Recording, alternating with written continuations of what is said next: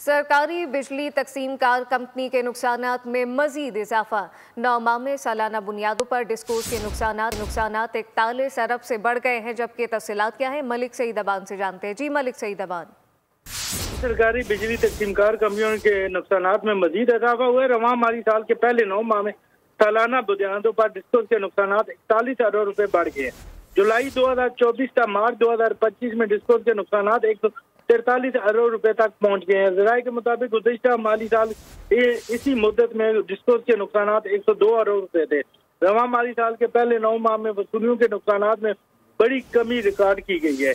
रवां माली साल डिस्कोस की अंडर रिकवरी में 184 अरब रुपए की कमी हुई। रवां माली साल के पहले 9 माह के दौरान डिस्कोस की अंडर रिकवरी 78 अरब रुपए रही। गुज़िश्ता साल इसी मुद्दत में डिस्कोस की अंडर रिकवरी 262 अरब रुपए थी। डिस्कोस के नुकसानात और अंडर रिकवरी पावर सेक्टर के सर्कुलर डेट का हिस्सा है। मौजूदा हुकूमत ने बिजली के बुनियादी टैरिफ में 7 रुपए और 12 पैसे जो है इजाफा भी किया था। जी मलिक सईद अबान, बहुत शुक्रिया।